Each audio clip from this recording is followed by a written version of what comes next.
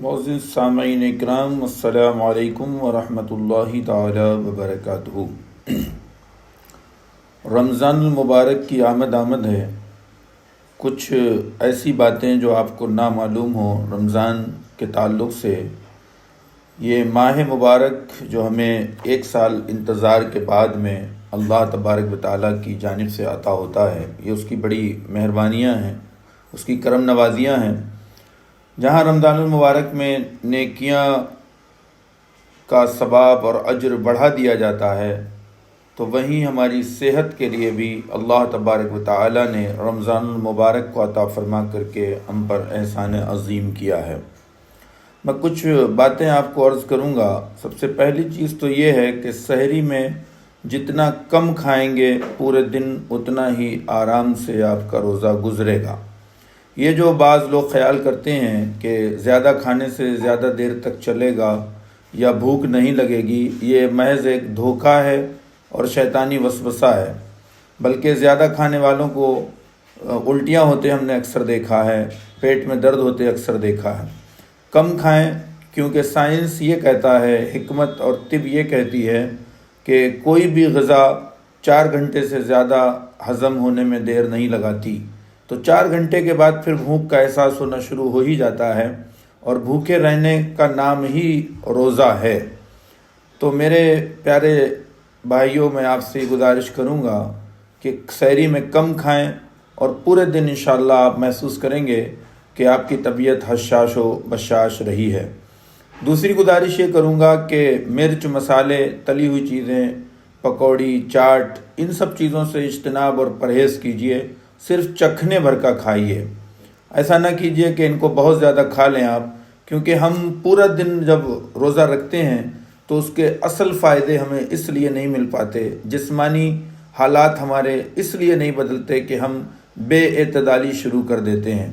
جہاں ہم دن بھر اپنے آپ کو کھانے پینے سے روکے رکھتے ہیں، تو وہیں شام میں افطار کے وقت میں بہت زیادہ ڈٹ کر کے کھا پی لیتے ہیں، جس کی وجہ سے ہمیں وہ جسمانی روزے کے فائدے نصیب نہیں ہو پاتے، اور ہماری حالت و صحت ویسے کی ویسی ہی رہ جاتی ہے۔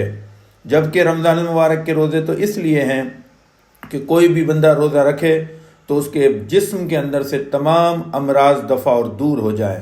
جس طرح لوہا پک کر کے بھٹی میں ایک بہترین شکل و شباہت اختیار کر لیتا ہے اور سونا کندن بن جاتا ہے، تو اسی طرح سے یہ ہمارا جسم انسانی ہے کہ یہ بھوک و پیاس کی تپش برداشت کر کے جو بھی ہمارا نظام استحالہ، نظام ہضم ہے، نظام اعصاب ہے، وہ درست ہو جاتا ہے۔ اگر اس میں کوئی بیماریاں پنپ رہی ہوتی ہیں تو وہ ختم ہو جاتی ہیں۔ لیکن ہماری زیادہ کھا پی لینے کی وجہ سے بجائے ہم کو فائدہ ہونے کے، ہم کو اس کے جو فائدے ملنے چاہیے، اس کے بجائے کچھ لوگ رمضان میں بیمار بھی ہوتے دیکھے گئے ہیں۔ تو مہربانی کریں گے انشاءاللہ العزیز، کھانے پینے میں احتیاط رکھیں، اور افطار کے وقت میں بھی کم کھائیں۔ افطار کے وقت میں تھوڑا کھائیں اور نماز ادا کریں۔ نماز کے بعد میں عشاء کی نماز اور تراویح سے پہلے کھانے کی عادت بنائیں۔ بعد میں جو لوگ عادت بناتے ہیں اور کھا کر کے سو جاتے ہیں تو وہ ان کو اتنا زیادہ فائدہ نہیں دیتا، بلکہ آپ تھوڑا سا افطار میں کھا لیں سنت کے مطابق، اور پھر مغرب کی نماز ادا کریں۔ نماز ادا کرنے کے بعد پھر اطمینان کے ساتھ میں جتنا جو بھی کھا سکتے ہیں وہ کھائیں، اور کھانے میں بھی خیال رکھیں کہ ہمارے آقا صلی اللہ علیہ وسلم نے کم کھانے کو پسند فرمایا۔ کولڈ ڈرنک سے پرہیز کریں، موسم بدل رہا ہے، ٹھنڈے مشروبات سے پرہیز کریں، اور جو لوگ وزن گھٹانا چاہتے ہیں میں ان کو ایک مشورہ دوں گا کہ وہ شربت بالکل بھی نہ پئیں، کیونکہ یہ چینی کا بنا ہوا شربت ہوتا ہے۔ آپ کا وزن کبھی کم نہیں ہوگا، آپ کتنے بھی روزے رکھ لیں۔ اس لیے اگر رمضان المبارک میں وزن کم کرنا چاہتے ہیں، اپنے بدن کی اصلاح چاہتے ہیں، تو کم کھائیے، اور کولڈ ڈرنک، مشروبات، جنک فوڈ سے، فاسٹ فوڈ سے بچ کر کے رہیے۔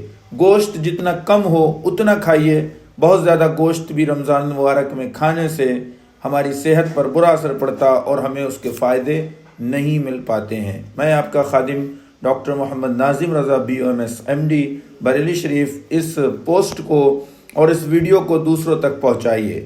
انشاءاللہ العزیز آپ کو ثواب ملے گا اور لوگوں کی صحت بہترین ہو جائے گی۔